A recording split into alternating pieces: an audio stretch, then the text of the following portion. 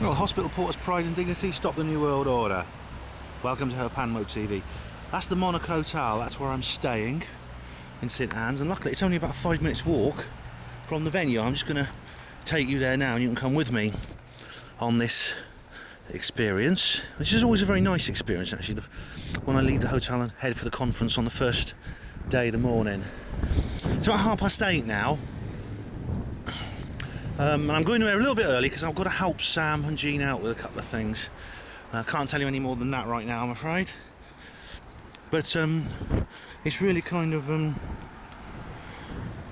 it's always a kind of very special time for me, this time when I'm heading towards the conference. The venue is you'll see the venue. I mean, I filmed at the venue before, but you're going to see how close it is to the hotel. I'm staying at a different hotel this time. I didn't before. It's a lot closer. It used to be about a half hour's walk. And I've had a cooked breakfast, which will see me through till lunch, I think. A few chemtrails up there today, by the look of things. This is just such a charming kind of place. And I mean, you know, when I was on the bus yesterday from Blackpool, I knew Blackpool and St Anne's sort of meet together. There's no real sort of like gap between them. It's just you're driving down the street, one moment you're in St Anne's, one moment you're in Blackpool, next moment you're in St Anne's. But the atmosphere is immediately different. Instantly, it changes. One thing that's sort of like very typical of the sort of feature of this town is these long straight roads. Look at that, it's almost like Holland. Like I was comparing this area to the Netherlands yesterday, but it's really like Holland.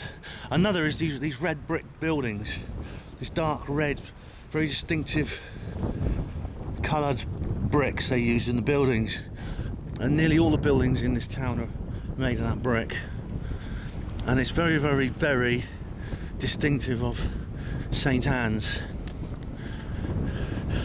And as I said yesterday, you can't get more different from Blackpool as you have in St Anne's. I mean, Blackpool really is a sort of Babylon of the North. I mean, for all the reasons I was saying yesterday, how Jonathan Downes describes it, slightly unfairly, I think, and over the top, but still, it's well aware. We are St Albans Road, we're nearly there. But it's Blackpool is this den of iniquity, whereas St Anne's is this kind of sweet, quiet, sedate and placid little seaside town, full of usually slightly older and more civilised people. Actually, the average age of people in Blackpool is about 17, whereas in St Anne's it's probably about 45. And it's just really has a completely different atmosphere. And the contrast is really quite bizarre. Even though Blackpool's almost visible from here, you go down the beach, you can see the amusements at the pleasure beach if you're on St Anne's Beach. I didn't go sky watching last night. I was a little bit tired. I just felt really exhausted, and not many people turned up at the Carlton. It was a little bit boring. I expect there'll be more tonight. So it was a slightly thin on the ground, evening at the Carlton.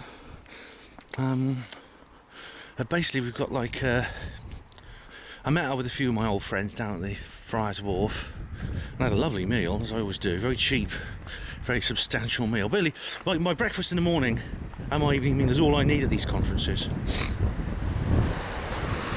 Now, one of the things about Probe is that it's the most non-sceptical conferences of all of them I go to, probably, apart from maybe the Glastonbury Symposium. It is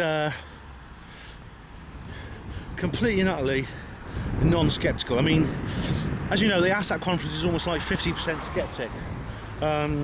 As I was saying, the Weird conference is like about I'd say about 30% or 20% sceptic, although that was slightly less this year. Look at this crossroads here, these straight roads going off into the distance. Look at that. This is typical St Anne's. Enormously wide, long, straight roads. Anyway, like I was saying, it's Probe. I don't think you'll find any skeptics at Probe. It's 100% UFO, paranormal, conspiracy-related conference. And this place always has, this conference in particular has a special place in my heart, I must say. Now, this is a YMCA building. When you come to the conference, don't get this building confused with that one, because this is what's not. I don't think it is YMCA anymore. It used to be, but it's up here. This place is a special. Really does have a special place in my heart. It was the first real conference I went to, and it was very, very. I immediately got very. I'm sort of more emotionally involved with the other delegates at this conference than I am others. Even though there's some overlap, I see some of them at other conferences. There's some I only see at Probe, and I am kind of very emotionally involved with them in that sense. So don't be surprised if on Sunday evening I get a bit down in the mouth. Alright, that's normal. I call it post-Probe blues, and it usually lasts about maybe a day or two. What's a bit of a bugger actually is that I made a mistake.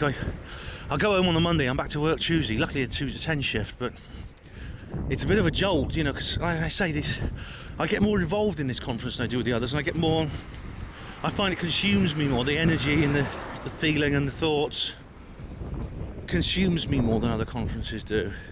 I really enter another world when I'm here, which is,